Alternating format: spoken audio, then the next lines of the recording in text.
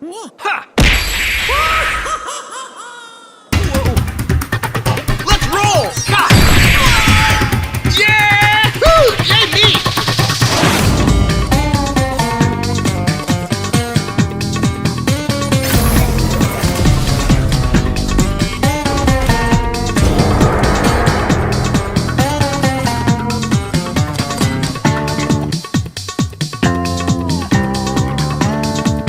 He's the limbless hero of the Glade of Dreams. It's Rayman from the self-titled Ubisoft series. For those who don't know who Rayman is, he made his first appearance on the PlayStation 1 in 1995, and was developed by Ubisoft, the same company who made Assassin's Creed, Rabbids, and Just Dance. Rayman is a very odd video game character, as his series' continuity isn't exactly focused. Seriously, according to the game Rayman Origins, the reason Rayman has no limbs is because zombie chickens stole those parts of his body before he was even made. Despite his weird origins, Rayman has done a lot to prove himself.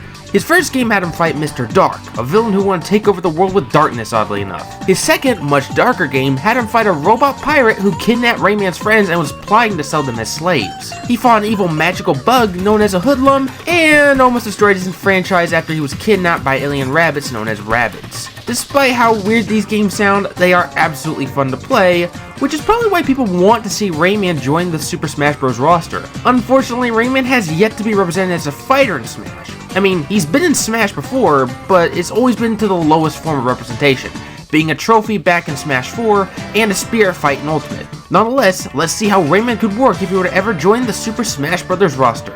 So starting off, Rayman would be a below average midweight class character. He'd have 2 jumps and would be able to wall jump, wall cling, crawl, and glide.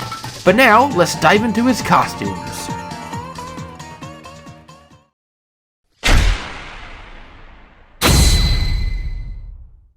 For Rayman's default appearance, he wears his iconic purple hoodie and yellow shoes. His next alt has his hoodie changed to blue, which references Rayman's color scheme in Japan. Think of this like Rob's first 2 color schemes, where depending on your region, the default will change. His next color scheme has him don the color scheme of the Teensies, a race of Toad-like characters who have no idea who their king is and constantly fight over the crown. The next color scheme has him in red and white stripes, in reference towards Razorbeard, the main villain of Rayman 2. For the rest of the alts, these will come from Rayman Legends, the recent Rayman game. I feel so old. Anyways, his first costume references Ramesis, an eviler version of Rayman, who was a character in the first game. Then we have Raybox, a color scheme that references Rayman's best friend Glowbox. Here we have him in Knight's armor, which is titled Sir Raymalot. And the final one, okay, this one's actually my favorite. It would have him dress up like Mario, which is a costume in the Wii U and Nintendo Switch versions of Rayman Legends. Now with all that out of the way, let's go ahead and dive into the neutral attacks.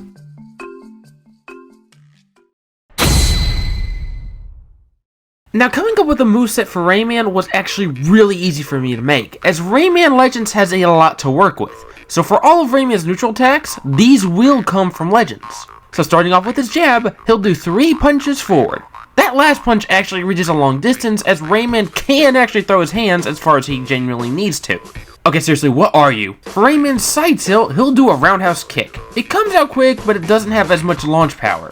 For his down tilt, he'll do a leg sweep. Or should I call it a foot sweep? I don't know.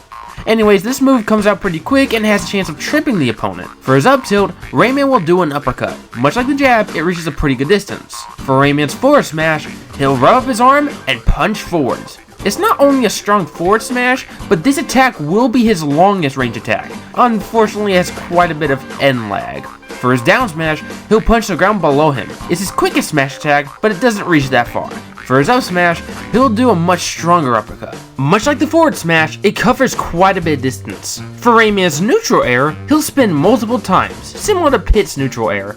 His forward air has him slam his hands together, which is actually able to spike opponents who happen to be too close. For his back air, he'll do a roundhouse kick backwards. For his down air, Rayman will perform the crush attack, which works just like Sonic's, except he goes straight downwards and has more power. Not only that, but if Rayman doesn't hit an opponent after using this attack, he'll land with absolutely no end lag and can quickly fight an opponent on the ground, which works just like in the original game. And finally, for his up air, he'll spin his hair like a helicopter. Oh, don't look at me like that, guys. Have you played a Rayman game before? That is literally the most normal thing a character can do. Anyways, this hat has multiple hits of damage, but does actually leave him very vulnerable as a result. But where Rayman really shines is with his special attacks. For all of Rayman's specials, these will come from the various Rayman games. For Rayman's neutral special, he'll shoot out a small projectile. This projectile is none other than the rubber bullets from Rayman 2, although they had a much more bigger role in Rayman Arena. These projectiles can bounce off of opponents, but they become weaker the more times they bounce. After bouncing for a total of 5 times, they disappear. They can also be reflected, so please be careful when using this move against characters with reflectors. For Rayman's side special, he'll be riding on one of his friends, Mosquito, from Rayman 1. For this attack, Rayman will ride Mosquito and fly straight forwards. It's a pretty slow attack, but it is pretty powerful. The only issue with this move is that Rayman does suffer quite a bit of end lag after hopping off. Mosquito is technically the hitbox for this attack, but if you tap the special button again, Mosquito will shoot out a little projectile. Not only that, but this move can also be used for some forward recovery. For Rayman's down special, he'll throw a glue bomb from Rayman Arena. In the original game, it acted like a sticky bomb that would get stuck to players. For Smash, it'll work like that somewhat. You see, the bomb itself doesn't detonate until it sticks to an opponent. If it stays on stage after 3 seconds, then it'll automatically disappear. If it sticks onto an opponent, it'll automatically detonate and count down from 5. But, just like in Rayman Arena, it can be stuck back onto Rayman. Also, unlike Smash, where you can stick this onto an opponent for as long as you want until it explodes, the glue bomb will get permanently stuck onto the player after 2 passes. Not only that, but it actually has a pretty big explosion radius, if you happen to do that. And finally, for Rayman's up special, Rayman will equip the Throttle Copter from Rayman 3. It's essentially King K. Rool's up special, except it doesn't go all that high. And yes, the helicopter blades do deal multiple hits of damage. And now, for Rayman's final smash, I'm stumped. Rayman has done a lot of different things that could be considered for a final smash. Seriously, I had so many ideas, from using Mosquito to having the rabbits flood the stage, but then I thought of something much more fitting. So, the final smash will be Rayman's Ultimate Punch. This final smash will start with Rayman performing a super punch, only for the opponent to be hit by a dragon, sending the caught foes into a cinematic. The cinematic then shows the player getting hit left and right by dragons with fire breath, goblins, Mr. Dark, Razorbeard, then it ends with Rayman actually punching the opponent, ending the cinematic. This final smash is mostly original, but some of the elements are pulled from the music levels of Rayman Legends, and of course from the various boss fights in the past Rayman games.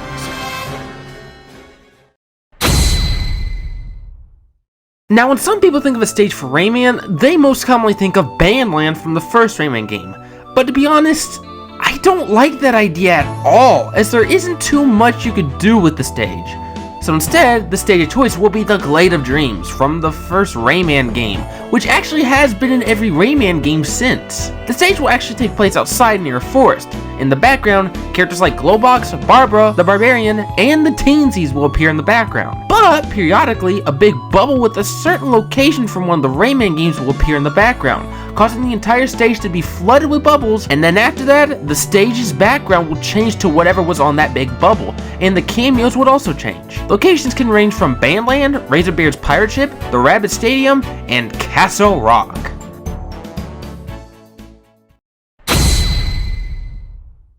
Music was actually pretty easy, as Rayman has had a lot of songs that fit well in the context of Smash, so we'll be going with as many songs as possible.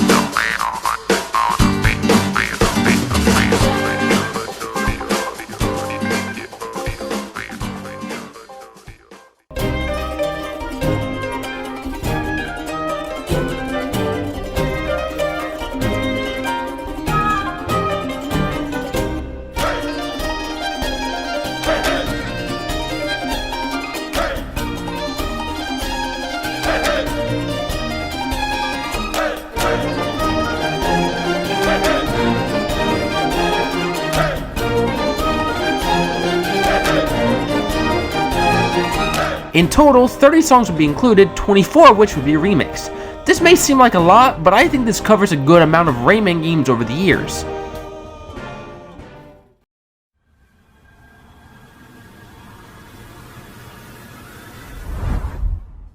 Yeah!